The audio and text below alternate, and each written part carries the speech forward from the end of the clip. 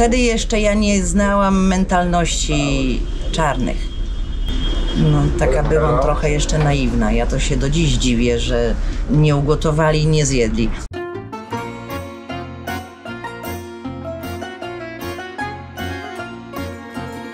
Witam szanowni państwo, witam szanownych widzów. Witam w Afryce. Jest to najmniejszy kraj w Afryce kontynentalnej, moi drodzy. Jest to kraj w kraju. Jest to kraj, który jest, można powiedzieć, wysoki, w zależności jak ktoś będzie na to patrzył. To, moi drodzy, ma 50 km. Witam serdecznie z Gambii, a dokładnie z Banjul, czyli International Airport. Idziemy. Lecimy. Wyjechałem z miejsca, które miało 1 stopień, a przyjechałem do miejsca, które ma 30 stopni. Słuchajcie, bardzo miłe przywitanie już na wstępie. Odprawa poszła fantastycznie, wręcz powiedziałbym. Yellow? Hello, yellow. Hello, bro. I will say in Polish. Dzialo. Dzialo to jest mój koleżka. Elżbiety husband. Elżbieta husband. Elizabeth husband. Yeah. Właśnie, mąż Elżbiety. Zobaczcie, i dzisiaj w ogóle dzisiejszy odcinek będzie z koleżką, właśnie z mężem Elżbiety i z Elżbietą. Zobaczcie, jak na wstępie wszystko ładnie się układa, więc ruszamy. Zobaczcie, moi drodzy, tutaj Banjul, międzynarodowe lotnisko. Oczywiście Polacy wizy nie potrzebują, no bo o co chodzi? Europejczycy nie potrzebują, ale opłata 20 Dolce Gabbana musi być. My lecimy z Alim na miasto, do Elżbiety.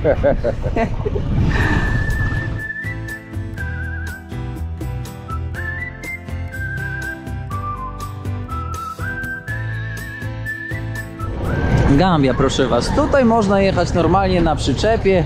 Nikt się nie będzie pluł do was za to. Siemandero. Siemandero. A koleżka, widzicie? Nie lubią, żeby kręcić. To jest, wydaje mi się, że minus tego, że turyści przyjeżdżają tutaj. No i tutaj widzieliście, jak koleżka się zburzył. No więc trzeba bardzo uważać. Dzieciaki ze szkoły wracają. Proszę bardzo. Posterunek policji na środku, sobie gadają chłopaki. No, uczniów dużo, ale zobaczcie, że mają ustandaryzowane mundurki. To mi się podoba. A nie, że ktoś wchodzi w lepszych ciuchach, w gorszych, tylko wszyscy takich samych. O, a tam koleżka miotły sprzedaje. Interes się kręci.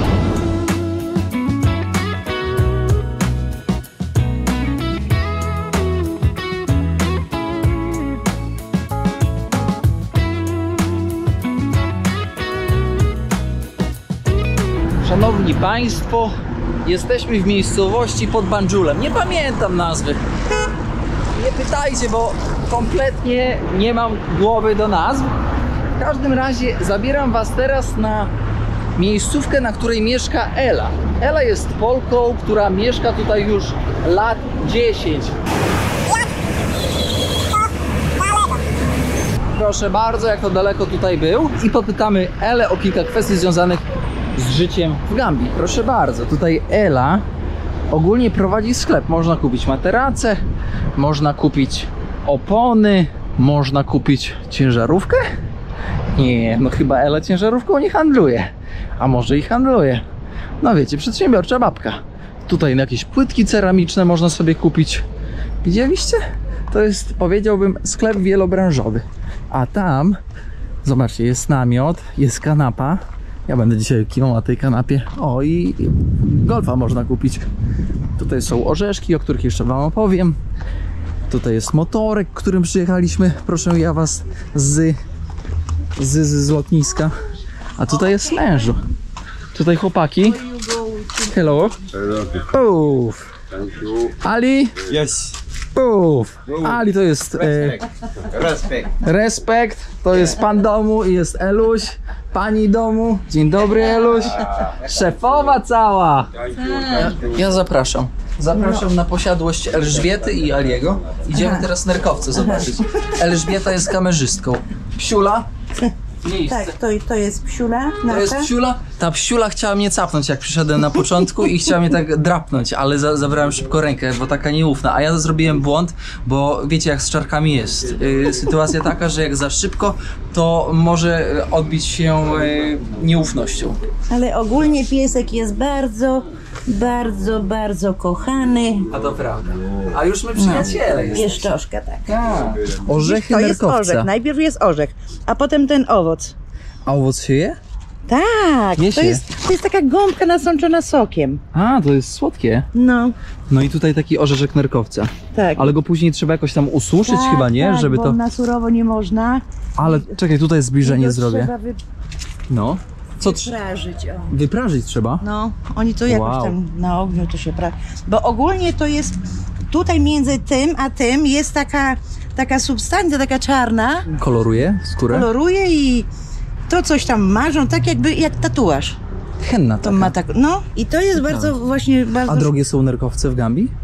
drogie też. Drogie ja kiedyś, też. no kiedyś, bo tam w Brykamie mają właśnie tą przetwórnię tych nerkowców, bo chciałam też się zająć tym biznesem ten na eksport do Europy, Mhm. ale jak tak sobie przeliczyłam, to To nie jest tak hop-siup, nie? nie.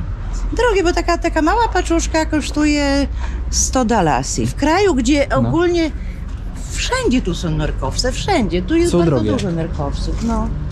Proszę, to jesteś one- samowystarczalna. Banany tutaj masz. A one już się zasuszyły, już z tego A co nic z tego nie owocu będzie. się robi? Bo to zawsze mnie tak intrygowało. Coś się robi z tego To liścia? jest kwiat. To jest kwiat. On się dalej rozkłada i zobacz. I tu są bananki. A, to takie malutkie bananki? Tak, Okej. są malutkie bananki. I dalej się otwiera i dalej są bananki. Proszę, ile bananów. Tak wyglądają małe banany. No, To powiem szczerze, że ja pierwszy raz takie malutkie te dzidziusie. dzidziusie bananowe. Jak ludzie mówią na białych tutaj? Tubab. Tubab. Tak, i tu dzieciaki stoją mi przed bramą i tubab, tubab. Bo niektóre to tak ładnie mówią, nie? Tubab, no tak czy przyjaźnie, ale niektóre to takie wredne. Tak z takim, nie wiem, tak jakby chcieli cię obrazić. Tubab, tak. I tych ludzi, i tych dzieciaków, te które właśnie tak, bo one potrafią stać i godzinę. Mhm. Z tym Naprawdę? tubab, I tak tubab, krzyczeć? tubab. Tak, mnie to aż tak. Nerw nosi. I moje psy po prostu wiedzą, że ja nie znoszę takich dzieciaków. Zawsze ich tam ganiały. Wtedy się dzieciaki zwiewały. Ale niektóre są dzieci na tyle, no wręcz, no nie wiem, no bezczelne, bo wchodziły aż tutaj i tubab, give me money. Naprawdę? Bo oni nas postrzegają, że każdy tubab to jest milionerem. Oni dla nich to my jesteśmy bogaci i tyle. No i tak, Niestety, tak nas postrzegają. niestety nic się nie zmieniło, pomimo że turyści coraz częściej tu przyjeżdżają. Ale powiem ci, że turyści, to właśnie chyba turyści psują tych ludzi, a szczególnie dzieci. Dlatego, że no taki turysta przyjedzie powiedzmy na tydzień, góra 2, tak? No i on tam przywiezie, no dobra, jakieś tam cukierki, długopisy, nie? I tak albo nie wiem, albo dają, albo rzucają. I te dzieciaki, one są nauczone, że od tubaba to on po prostu coś dostanie. Że tubab to jest po to, żeby jemu coś dać, tak? Dać. No i to jest właśnie ten błąd. Tutaj miałam taką właśnie znajomą, która była ogarniała te wycieczki, była przewodniczką, rezydentką tutaj w Gambii. I ona zawsze uczulała tych swoich turystów, żeby tego nie robić, żeby nie dawać tym dzieciakom. No tak, bo Ale to już, ta metka wiesz, jest to już i tak przypięta poszło już. za daleko. No tak. To już poszło za daleko, teraz to nawet tego się nie zmieni. Już te dzieci są tak nauczone i to już, Weszło w krew. no, Jesteś już tutaj 10 lat. tak. To jest kawał życia. Kawał? Powiedz tak może w takiej pigułce, jak się tutaj znalazłaś? Czemu tu zostałaś? No i to jest I właśnie... skąd w ogóle Ali się wziął? Gdzie jest Ali? Ali już się zawinął. Gdzieś tam do No. sklepu chyba. To jest nie Ali, tylko Aliu. Ja już ustaliłem, że ale mogę dobra, mówić. nie będzie Ali. Ali to jest chyba zupełnie inne imię. No i to jest właśnie to pytanie, które wielu ludzi mi zadawało i z którym zawsze mam problem, żeby odpowiedzieć na nie, bo to się nie da w skrócie odpowiedzieć. A w takiej pigułce, w takim skrócie, to powiem tak, że już chyba mi lata doskwierały i jak siedziałam w Polsce, w tym swoim Orzyszu, miałam dom, ogródek i to tak w jednym miejscu, a to w ogóle było niezgodne z moją naturą, no zupełnie. I czułam, że po prostu, że zrdzewiałam. Znajomego miałam w Szwecji, który pracował na Wesołym Miasteczku. W Grecji.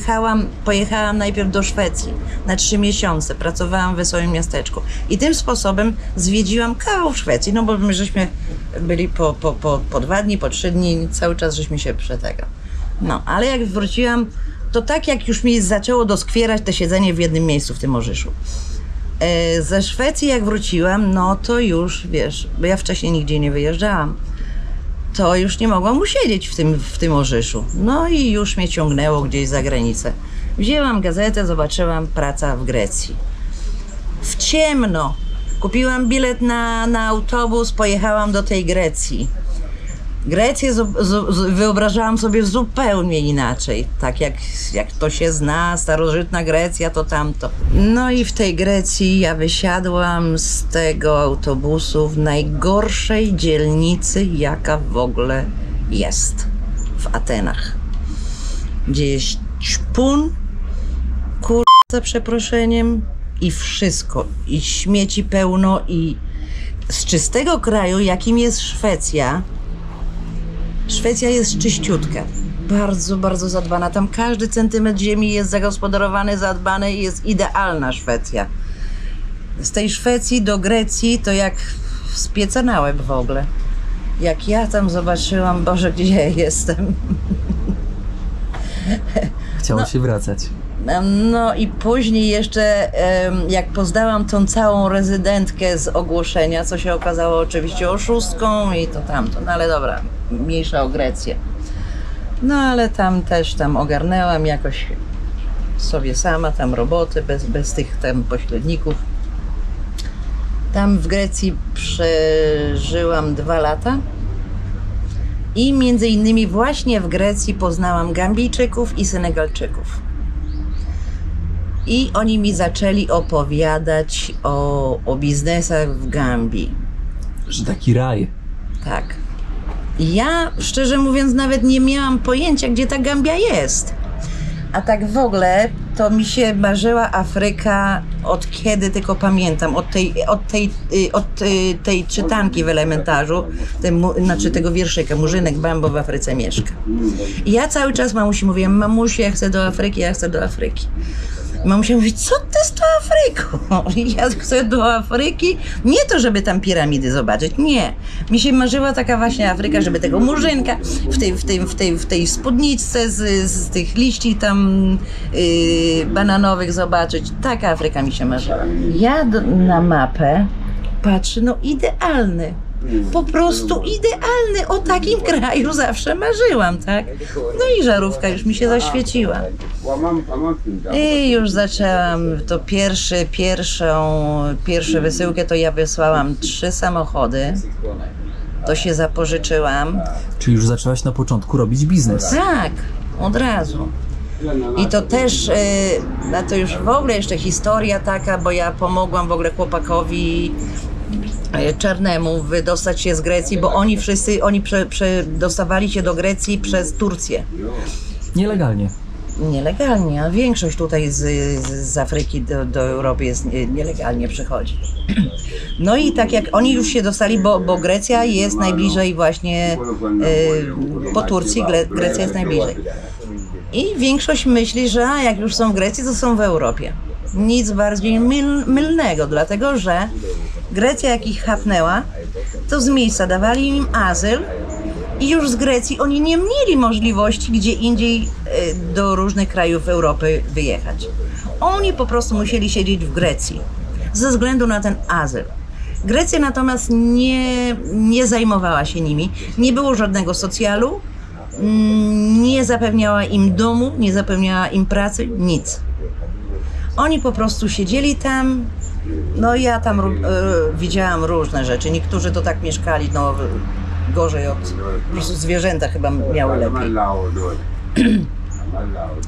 No i ja pomogłam jednemu chłopakowi, wydałam kupę kasy, kupę czasu, rok czasu to trwało, wydostałam go z tej Grecji. Czemu to zrobiłaś? Przywiozłam go do Polski, no bo taka szalona jestem. Ale to z miłości? Nie, po prostu obiecałam mu. Okej. Kumpel, przyjaciel, znajomy. Powiedzmy przyjaciel. Wtedy jeszcze ja nie znałam mentalności czarnych. No, taka byłam trochę jeszcze naiwna. Ja to się do dziś dziwię, że mnie tutaj nie ugotowali, w kotle mnie nie ugotowali, nie zjedli. Jak ja przyjechałam do Gambii z tym swoim otwartym, naiwnym sercem, Dobrodusznością. tak, a inną kobietę, czy po prostu dałaby radę to dźwignąć, co ja dźwignęłam. Przecież ja tyle kopów tutaj dostałam w tej Gambii i mimo wszystko jeszcze się dalej nie poddałam. Ale czujesz, że on wykorzystał tą sytuację? W sensie... Wykorzystał, bo co później dalej było, to on w ogóle, on w summa summarum on powiedział, że co ty mi pomogłaś, ty mi nic nie pomogłaś. No, a ja jeszcze mu kupiłam potem bilet, wysłałam go do Niemiec, bo tam lepiej i do tej pory chyba tam siedzi w tych Niemczech. A tu z nim przyleciałam do Gambii z 3 samochodami. Nie, jego wysłałam z 3 samochodami. Ja tylko mówię, że po 3 miesiącach masz wrócić, bo przepadną ci te papiery, które ja się starałam, nie? No, okej, dobra, wrócił, ale tu różne historie, ja to wtedy jeszcze nie wiedziałam, że oni to takie bajkopisarze są, nie? Uwierzyłam we wszystko, co on mi powiedział, no dobrze. Wrócił do Polski, no a ja w międzyczasie załatwiałam następny kontener załatwiałam. Dorwałam znajomego i dawaj kontener opon, będziemy wysyłać. No i też następne pożyczki, następne zadłużenia i zmontowałam ten kontener opon, wysłałam, no i oznajmiam temu swojemu znajomemu, że teraz to my razem lecimy do Gambii. Myślisz, że się ucieszył? Wcale się nie ucieszył, bo on myślał, że ja wyślę mu kontener opon, dam mu po prostu kasę i on sobie poleci i będzie sobie handlował. I ja bym nie zobaczyła ani opon, ani pieniędzy, ani pewnie jego. No i to było mu nie w smak. I wtedy wyczułaś. Tak, i to był mój pierwszy właśnie przylot do Gambii z kontenerem opon. Ela przyleciała do Gambii z kontenerem opon. Tutaj w Busumbali miałam. No i tak zrobiłam. No i przyleciałam za kontenerem. Kontener był w drodze, ja przyleciałam właśnie z tym chłopakiem. To pierwsze moje mieszkanie to było... Po prostu wyszliśmy do tego, taki pokój, brudno, syf, musiałam zaraz po powrocie sprzątać tam. Miałam tylko materac dmuchany, nic więcej nie miałam. Na start to miałam styczność z portem, bo teraz to do portu nie jeżdżę, bo mam agenta i agent mi odbiera kontenery, nie? Jak są. Ale wtedy ja spędziłam cały dzień w porcie. Żeśmy odebrali ten kontener, wynajęłam tutaj sklep, właśnie tu w Busumbali. No i tak codziennie trzeba było te opony wyturlać ze sklepu. Na zewnątrz? Turlać z powrotem, no. Znaczy, no nie wszystkie, nie? Tam jakoś tam ilość, żeby ludzie wiedzieli, że tutaj są opony. Tutaj ziemia jest czerwona. Ja wieczorem to wyglądało jak Pocahontas. Upocona, ubrudzona. To by jeszcze były czasy wtedy, że prąd to był tutaj powiedzmy co drugi dzień i to powiedzmy oni włączali na godzinę, 2. Ja jak wracałam do domu, patrzę, prąd jest, o Jezu, mówię, jaka ja szczęśliwa prąd jest. A jak woda leciała z kranu, to już w ogóle było szczęście niesamowite. No i na jakie tu się rzeczy właśnie zwraca uwagę? W Polsce my tego nie doceniamy, bo to jest oczywiste, tak? No, prąd, woda, no co? Wielkie mnie halo, wielkie mnie szczęście, nie? Ale tu, tak jak tutaj na przykład, z kranu woda nie leci, bo ciśnienie jest za słabe. My w ciągu dnia nabieramy wodę, bo z węża leci, bo tam na zewnątrz jest ten kran. Nabieramy wodę w beczkę I w butelki plastikowe, bo jak kończę tą wodę ze sklepu, bo ja tylko wodę ze sklepu piję i potem tych butelek jest i potem na tego i potem w ciągu dnia to się zużywa. I to też jest dobrodziejstwo, że ona w ogóle leci, ta woda. No ale powiedz, dobra, przyleciałaś tutaj, zrobiłaś sklep, sprzedawałaś już te opony, Tak. walczyłaś tutaj z tymi różnicami kulturowymi. Tak. I co z tym koleżką? Gdzie ten koleżka jest? No i potem miałam jeszcze 3 kolejne kontenery też z Ale oponami. on pomagał ci sprzedawać? Tak, znaczy no tak pomagał, taki on był bardziej taki boss, mój boss chyba. O, taki Tak. migacz trochę. Dlatego, że oni mają taką mentalność, że jak oni wracają z Europy, no to trzeba się przecież przed kumplami pokazać, że ja wróciłem z Europy. I am from Europe, yes? No to jak? I on mówi, no ale zobacz jak ja wyglądam, ja jestem ciągle brudny. Ja mówię, a kurwa, ja to co? Ja zawsze byłam brudna, upierdzielona, upocona u tego. A on brudny, on się wstydził przed kolegami, że on brudny. No i tego. I trzeba było opony układać. Nie, on będzie wołał ludzi do pomocy. Ja mówię, no boss, cało gębo boss. No, nie będzie pracował, bo on jeszcze zażądał sobie, żeby mu nowe ciuchy kupić, bo on musi ładnie wyglądać, bo przecież on z Europy przyjechał, no. I tak mają, taką mają Ela, mentalność. Ale pytanie, czy ty nie byłaś w nim zakochana? Nie, to było bardziej na zasadzie... Czułaś w nim partnera biznesowego? Tak, dlatego że w Grecji mi już ta żaróweczka się zaświeciła i ja robiłam wszystko. Ja byłam gotowa poświęcić wszystko, żeby tylko właśnie do tej Gambii lecieć. Wróciłam do Polski z tej Grecji i robiłam wszystko, żeby właśnie jemu pomóc się z tej Grecji wyciągnąć. Straciłam kupę kasy, poszło na to chyba, nie wiem, ze 40 000 moich oszczędności, no. Rok czasu załatwiania w tej Grecji, ja już na Akropol to patrzeć nie mogłam. Już po prostu miałam pokój w tym, z widokiem na Akropol. Już Akropol w ogóle mi nie kręci, nie. Ciężko się biznesy z Grekami robi. Ja tak jak byłem w Grecji, tak poczułem, że nie chciałbym z nimi robić biznesów. To są, ja ci powiem, to są wredni ludzie. Wredni. I tylko chodzą z tymi swoimi, tymi, nie wiem, to jak to różanie czy coś, tak na tej platyi, tak siedzą i się patrzą tylko za dupami. O, to cała prawda. Grek nie ruszy dupy, żeby cokolwiek zrobić. To są lenie. Jeszcze gorsze lenie jak te. Dobra, ale co z tym gościem? Dobra, masz sklep, on się miga od roboty. Co się dzieje? Gonisz gościa? Wtedy to jeszcze nie wiedziałam, wtedy to ja jeszcze czułam, że ja jestem zależna od niego, bo ja tutaj byłam nowa. I on mnie tak uświadamiał, że ja tu bez niego, to ja... Dużo mi takich rzeczy powiedział, że ja po prostu uwierzyłam, no bo że ja bez niego to tutaj nie mam po prostu, się nigdzie nie ruszę, bo ani nikogo nie znam, ani nie miałam jakichś tam znajomości, kontaktów, ani nic. Także no byłam zależna od niego. On cię tak zmanipulował, no powiedzmy szczerze, nie? Tak. Uniezależnił od siebie. Tak, dokładnie. Ale jakoś, nie wiem, z Bożą pomocą jakoś wyszłam. I ten mój pierwszy kontener sprzedałam z zyskiem. Nie wiem, jak to się stało, ale się udało. Potem drugi i trzeci już kontener, no to facet mnie wysadził w kosmos.